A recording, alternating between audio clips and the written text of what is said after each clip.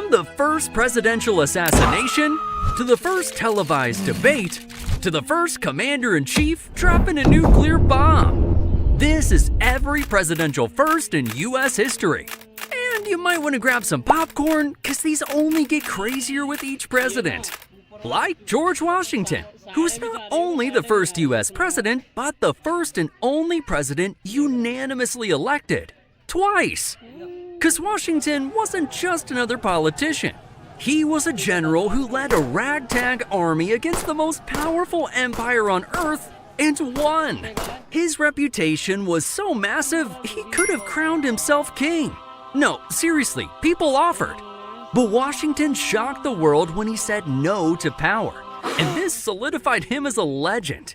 However, when it came time to pick America's first president, the decision was automatic, because the nation dragged him back into public service and gave him back-to-back unanimous election wins. Sorry, John Adams, but at least you were the first president to live in the White House. Cause in 1800, John and Abigail Adams moved into the White House, and it was kind of a construction zone. Workers hammering, dust everywhere, and half the rooms were unfinished. But the Adams made it work. Cause Abigail famously hung laundry in the East Room, cause nothing else was in it.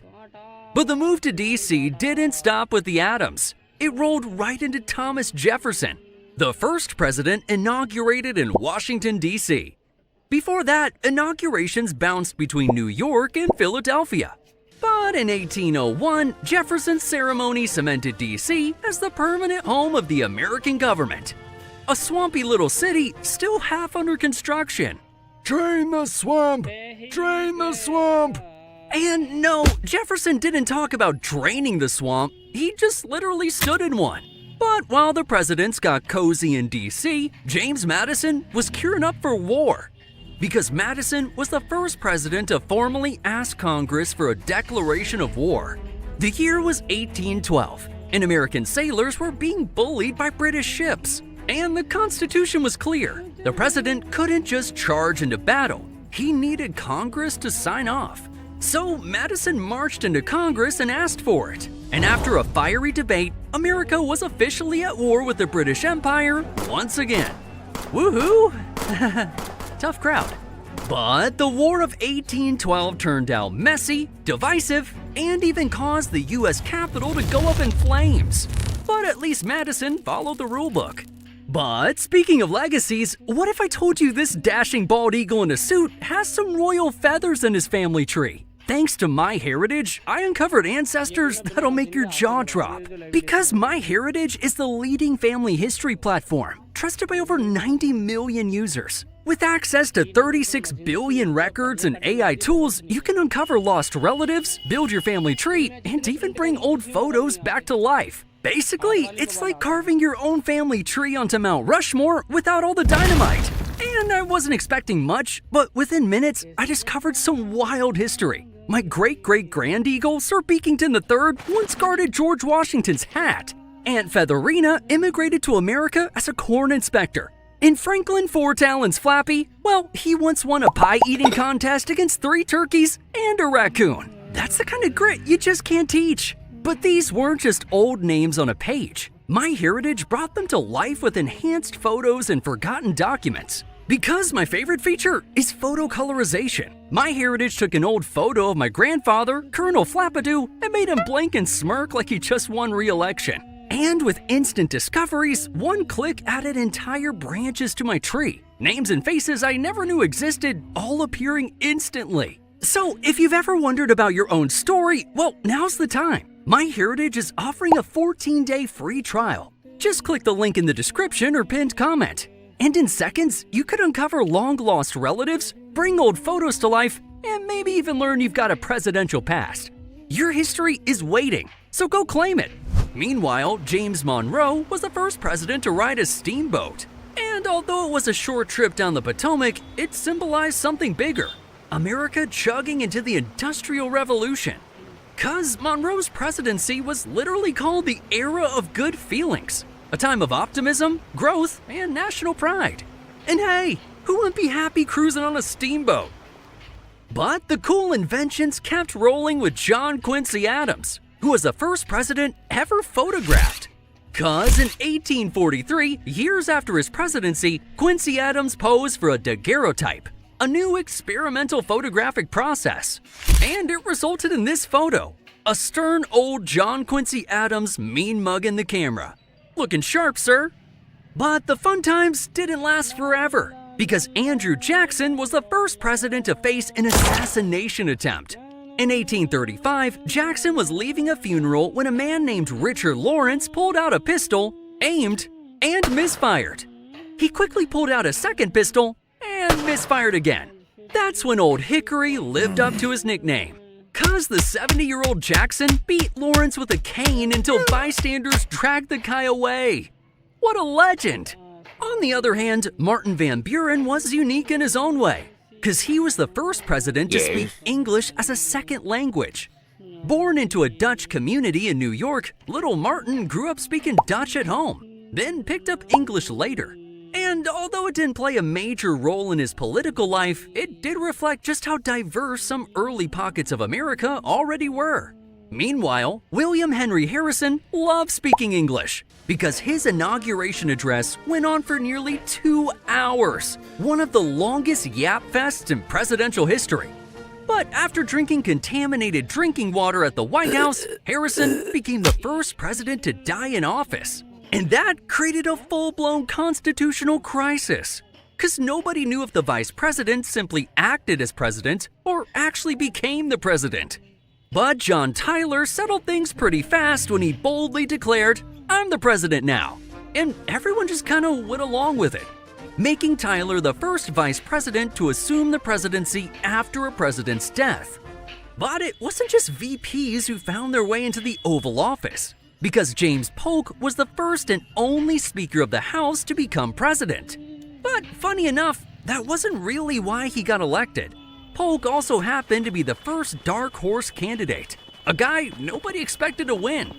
He was up against the frontrunner Martin Van Buren, and it looked like a long shot. But Polk had one thing working for him: manifest destiny, because he promised to annex Texas, claim Oregon, and stretch America's borders farther than ever.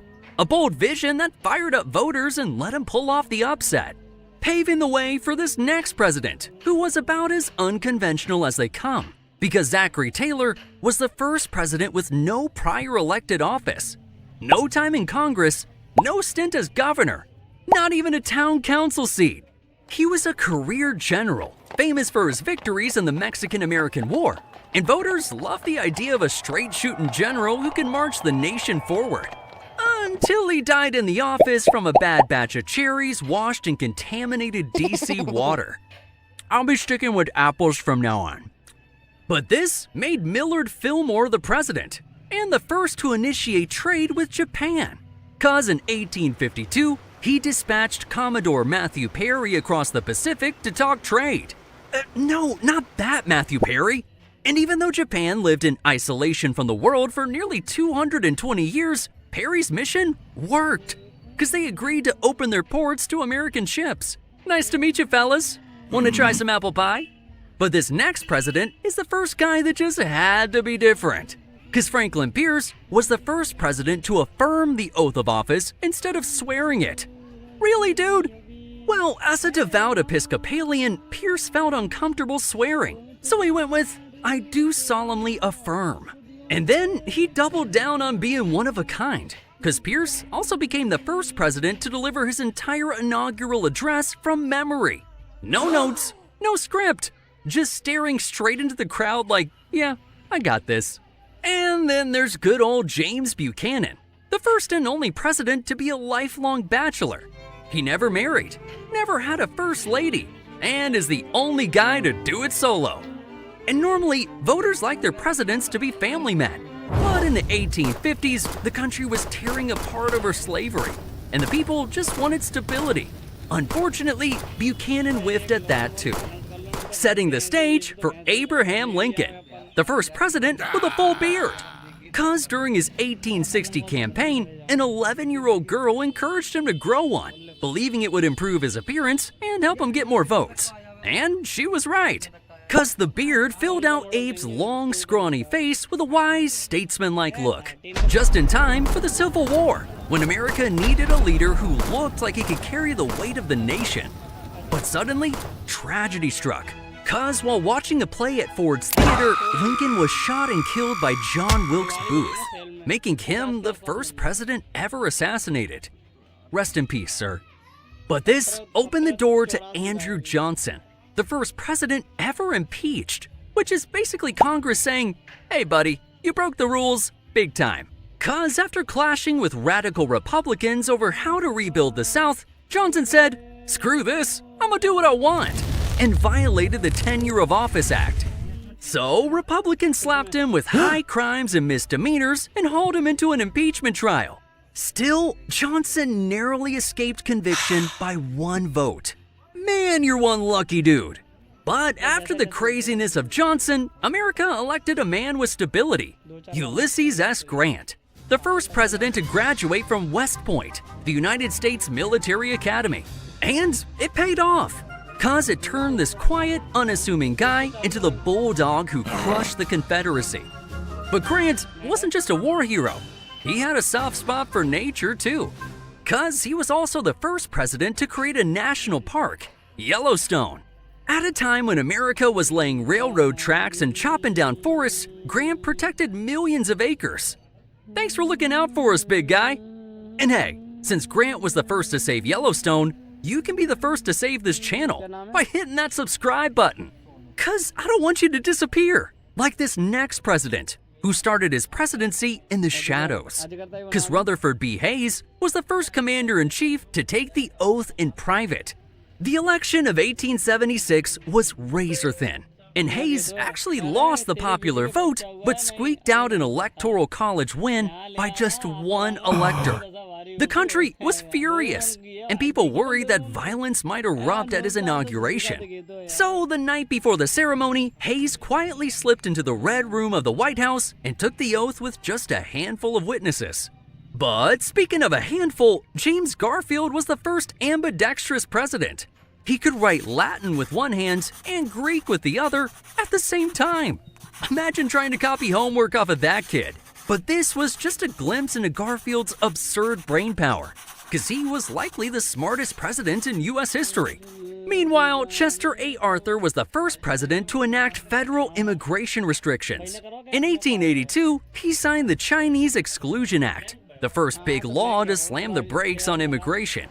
'Cause out on the West Coast, workers complained that Chinese immigrants were undercutting wages and stealing jobs. So Arthur signed a 10-year ban that shut the door on him completely.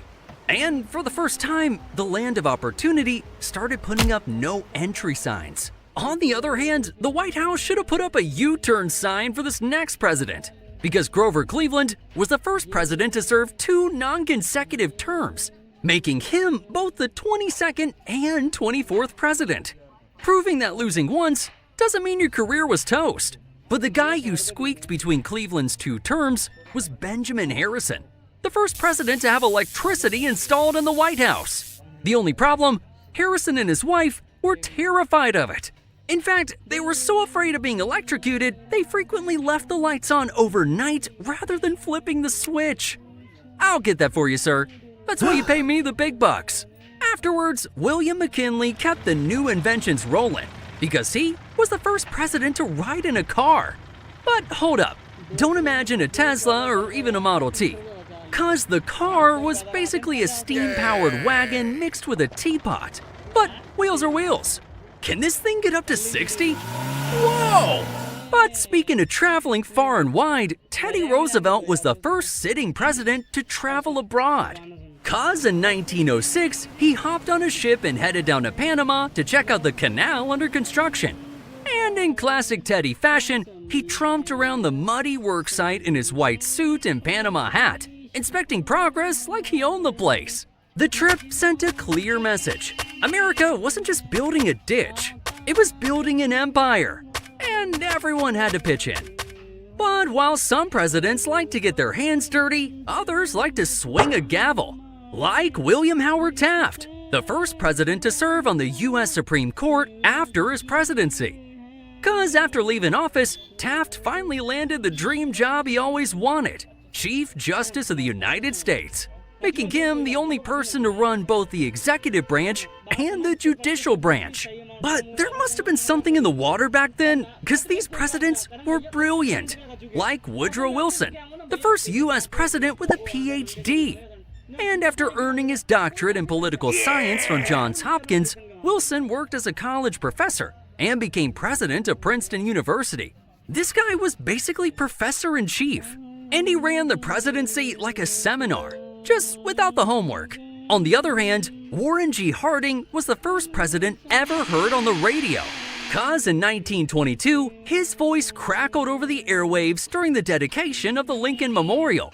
And this was a game changer, because the president was no longer just words on a page. He could speak directly to the people.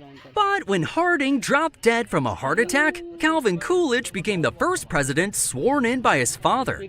'Cause Silent Cal was up in Vermont relaxing at the family farmhouse when he got the tragic news. And when a president dies, the VP can't waste a second. The oath has to happen right away. But the only problem, there weren't any judges around, no Chief Justice, and no fancy ceremony. So Coolidge turned to his father, a local notary, and basically said, "Hey Pops, mind holding this Bible while I become president?" Talk about a memorable father-son moment. But let's take a trip all the way to Iowa, land of Herbert Hoover, because this guy was the first president born west of the Mississippi River. So why is that a big deal? Well, it showed that America was no longer just an Atlantic coast country, but a continental power stretching from sea to shining sea. And no one represented that better than Hoover himself, an orphan turned self-made multi-millionaire turned president of the United States. Not too bad for a small-town kid. But this next president's first is so crazy, it'll never be replicated again, because Franklin Roosevelt is the only president elected to more than 2 terms. And it wasn't just 3, it was 4. Back-to-back-to-back-to-back wins from 1932 to 1944. But here's the fascinating part. Up until FDR, no president had gone beyond 2 terms. Not because the Constitution said so, but because George Washington set the tradition. Washington stepped down after 2 terms and everyone just followed that unwritten rule. However, FDR pulled off this anomaly thanks to the turmoil of World War II. But after his death, Congress got together and passed the 22nd Amendment, capping presidents at 2 terms. But this next guy had a first that the entire world is deathly afraid of. Because Harry Truman was the first president to order atomic weapons used in war. In August 1945, with World War II dragging on and Japan refusing to surrender, Truman made the call.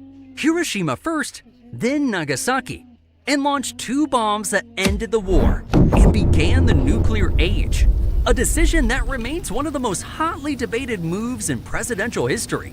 Because Dwight D. Eisenhower was the first president to serve in both World War I and World War II. During the first one, he trained tank crews in Pennsylvania, and in the second, he was Supreme Allied Commander, the strategist running D-Day, directing armies, and driving Nazi Germany to surrender. So when Ike ran for president in the 1950s, Americans knew exactly what they were getting. A war hero with steady hands. But then came John F. Kennedy, the first president to participate in a televised presidential debate. 'Cause in 1960, the whole country tuned into JFK versus Richard Nixon. And on the radio, listeners thought Nixon held his own. But on TV, it was a whole different story. Kennedy looked cool, confident, and camera-ready, while Nixon looked pale, sweaty, and uncomfortable under the lights. The contrast was so stark, it changed politics forever, because Kennedy proved that television wasn't just a medium, it was a weapon. But speaking of weapons, after JFK was assassinated, Lyndon B. Johnson became the first and only president sworn in on an airplane. And the scene was unforgettable. Johnson with his hand raised, Jackie Kennedy with her blood-stained pink suit, and the staff crammed into the cabin. This wasn't your average swearing in. It was raw, emotional, and a presidential first. Kinda like Richard Nixon, the first and only US president to resign from office. 'Cause in 1974, The Watergate scandal had him boxed in. Congress was ready to impeach, the evidence was piling up, and Nixon was out of moves. So instead of going down swinging, he saved himself some dignity and stepped down from the highest office in the world. He pulled the classic, "You can't fire me, I quit," leading us to Gerald Ford, the only person to become president without ever winning a presidential or vice presidential election. Wait, how'd you get here? Well, first, Vice President Spiro Agnew resigned in disgrace, so Nixon appointed Ford as VP to replace him. Then Nixon resigned over Watergate, and suddenly Ford became president. No campaign trail, no ballots, just a wild game of political musical chairs. But enough about short-lived presidencies. Let's talk about Jimmy Carter, the first president born in a hospital. Yep, every president before him was a home birth baby. And I think that may have helped out with his health, because Carter later became the first president to live 100 years. My man Jimmy hit triple digits. Meanwhile, Ronald Reagan was the first president to appoint a woman to the Supreme Court, Sandra Day O'Connor. And this was a historic step, one that showed America was slowly opening the door to more diversity in its top institutions. But speaking of top jobs, George H.W. Bush was the first president to serve as CIA director. Yep, before the Oval Office, he was running the nation's spy agency. And this gave him a front row seat to global coups, covert ops, and Cold War secrets, which must have helped out because the Soviet Union collapsed during his presidency. They call me Flappy, Agent Flappy. But after Bush came Bill Clinton, the first president to have his inauguration live streamed on the internet. And while most of America was dealing with a clunky desktop and dial-up internet, this was the first major leap into the digital age. Hey, this thing's still buffering. Now, when you get to president number 43, you might be wondering, how the heck are there still presidential firsts happening? But believe it or not, George W. Bush was the first president with a Master of Business Administration degree, an MBA from Harvard. And sure, his old man probably helped him get in there, but Bush still walked out with a diploma of his own. And I'm just sitting here wondering how much that MBA came in handy when faced with 9/11 and the war on terror. Probably not too much. On the other hand, Barack Obama's presidential first is pretty obvious. He's the first president born in Hawaii, making him the only commander-in-chief from outside the continental US. And oh yeah, he's also the first African-American president too. A pretty big reflection of America's growing diversity.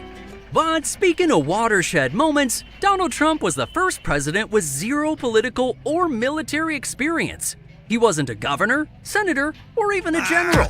Just a businessman and reality TV star jumping straight into the Oval Office. 'Cause voters got fed up with career politicians and wanted an outsider to shake things up. Until the pendulum swung the other way. 'Cause Joe Biden is pretty much the definition of a career politician. And the first president with over 35 years in the Senate. Sheesh.